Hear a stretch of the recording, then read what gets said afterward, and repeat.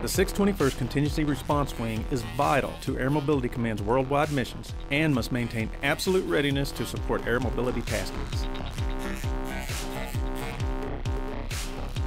We have a team of 1,500 airmen ready to rapidly deploy, quickly open and operate airfields, establish, expand, and sustain air mobility operations, and coordinate with partner nations and joint services. Now, in order to advance our capabilities, we have the chance to restructure the CRW by reorganizing units to make the wing operate even more effectively. Ultimately, our goal is to strengthen our entire team. Of course, anytime we have moving pieces, things can get confusing. So first, let's focus on the restructuring of each piece. We'll start with the West, and then we'll discuss the East Coast Contingency Response Organizations. On the West Coast, the 570th and 571st Contingency Response Groups inactivate and form into the newly activated 821st Contingency Response Group. Then the 570th Global Mobility Squadron and Global Mobility Readiness Squadron inactivate and combine to make up the new 821st Contingency Response Squadron. Next, the 571st Global Mobility Squadron and Global Mobility Readiness Squadron inactivate and find a new home in the 921st Contingency Response Squadron. Finally, the 573rd Global Support Squadron inactivates and its resources are moved into the new 821st Contingency Response Support Squadron. Still with me?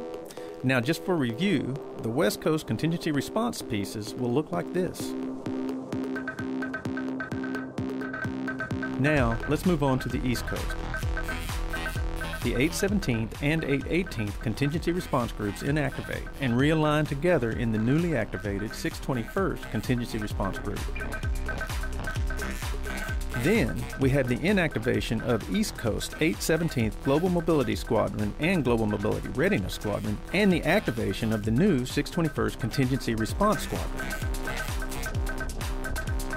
Next, the 818th Global Mobility Squadron and Global Mobility Readiness Squadron inactivate and the new 321st Contingency Response Squadron is activated. Finally, the 819th Global Support Squadron inactivates and is moved into the new 621st Contingency Response Support Squadron. So now, the East Coast Contingency Response organizations will look like this. And the 621st Contingency Response Wing structure will look like this. Now, let's discuss our assets associated with mobility advisement.